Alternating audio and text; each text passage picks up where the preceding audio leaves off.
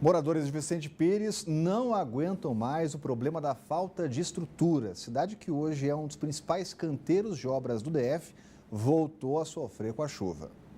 A chuva forte de ontem deixou muita gente assustada em Vicente Pires.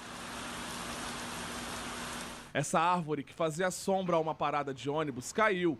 Pelo menos 10 pessoas estavam no local no momento da queda, mas felizmente ninguém ficou ferido. De repente surgiu o vento vindo daquela direção, com um granizo, muita chuva, e foi se aproximando. Quando a gente viu que estava muito perto, a gente correu para procurar abrigo nessa oficina, bem aqui.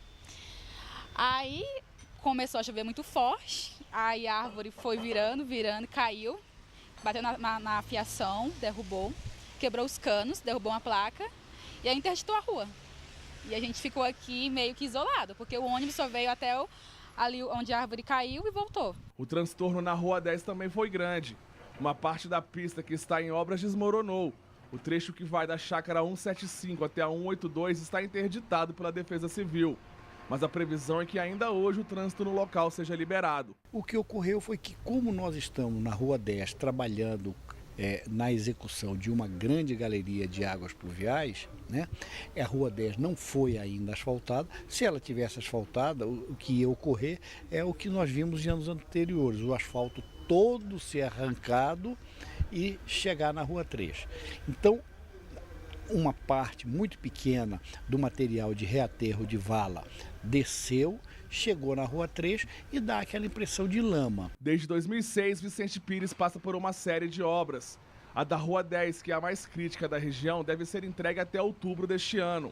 Até lá, já existe uma mobilização caso novos incidentes voltem a acontecer. Nós mapeamos as áreas de risco de modo que, ao ocorrer algum tipo de acidente, a gente dê uma pronta resposta para a população. E depois do Supremo, o Ministério Público também decidiu aprovar um belo reajuste nos próprios salários. Os procuradores querem um aumento de 16%. A gente vai falar sobre esse assunto com a Renata Dourado, já está com a gente por aqui.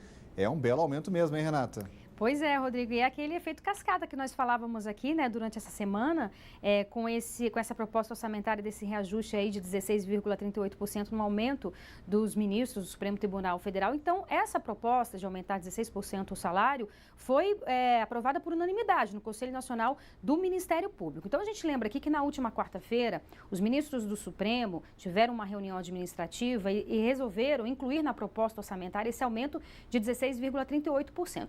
E aconteceu a mesma coisa hoje com os representantes do Ministério Público, no Conselho do Ministério Público, Conselho Nacional do Ministério Público. Só que é uma proposta orçamentária, então isso vai passar tanto do Supremo Tribunal Federal quanto do Ministério Público, vai para o Ministério do Planejamento, tendo o aval aí do Ministério do Planejamento, aí segue para o Congresso Nacional para avaliação dos deputados e senadores, que podem aprovar esse aumento de 16%, podem aprovar um aumento menor, isso vai depender aí do orçamento. A gente já falou aqui que não é o momento, mas enfim, é uma avaliação deles. Então, hoje, o representante do Ministério Público, o procurador, o salário dele varia entre R$ 28.000 e R$ 33.700. Esse R$ 33.700 é o teto do serviço público, que é o salário do ministro do Supremo Tribunal Federal. Dentro do Ministério Público, só quem ganha esse teto, esse valor de R$ 33.700, é a Procuradora-Geral da República, Raquel Dodge. Então, se aumentar, obviamente, vai aumentar aí os salários deles proporcionalmente. Eles argumentam, inclusive nessa reunião falaram isso, que o impacto no orçamento, no recurso público, vai ser zero. De acordo com eles, é um orçamento do próprio Ministério que vai ser remanejado. Isso vai custar algo em torno de R$ 101 milhões e representa uma fatia de 2,8% no orçamento do próprio Ministério. Essa é a justificativa deles, não vai ter impacto nenhum. Mas é claro que a gente vai ficar acompanhando, porque a gente sabe que sim, se aumentar aí o salário dos ministros do Supremo, aí vai ter um impacto, efeito cascata, tanto no Judiciário, no Ministério Público e nas outras categorias também, né, Rodrigo? Obrigado, Renata. Cláudio Humberto, outras categorias estão olhando aí essas discussões, também querem reajuste. Fazer como? Pois é, e essa coisa de remanejar recursos, né, tirar de um lugar para transformar em salário, eu queria muito saber a opinião do Ministério Público se isso fosse feito em outros órgãos públicos, né, que não o Ministério Público da União. Isso é resultado do efeito cascata provocado pela decisão lamentável dos ministros do Supremo Tribunal Federal de reajustar os seus salários em 16%, passando para quase R$40 mil, reajustando também em 16% o teto salarial. Por isso é que imediatamente provocou já esse aumento no Ministério Público, que, é claro, vai sair do nosso bolso, vai provocar também o aumento dos vencimentos dos parlamentares, deputados federais e senadores ganham o mesmo que ministros do Supremo Tribunal Federal.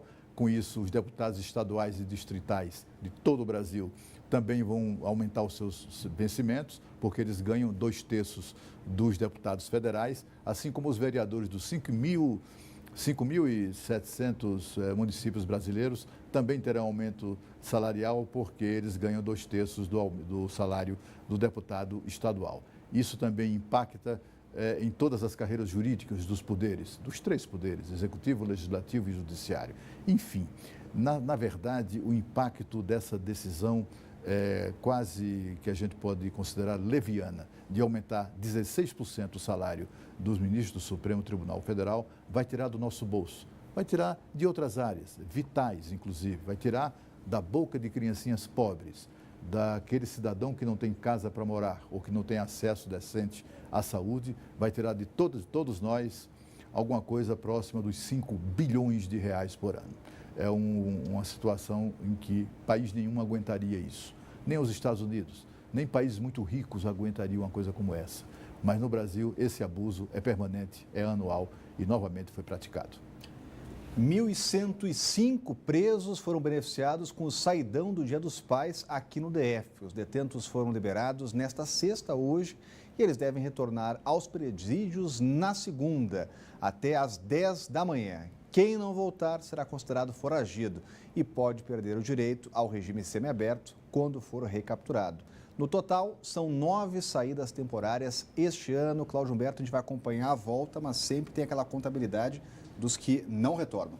Exatamente. Olha, eles têm cerca de 35 dias de folga por ano, 35 dias por ano fora da cadeia. Isso significa mais de um mês fora da cadeia, por mais horrendos que tenham sido os crimes cometidos por esses criminosos que nós, sociedade, conseguimos pegar, prender, né, processar, condenar e levá-lo à prisão. Isso representa menos de 5% do total dos criminosos, né? Essa gente toda é beneficiada por esse tipo de regalia, mas as suas vítimas não, né?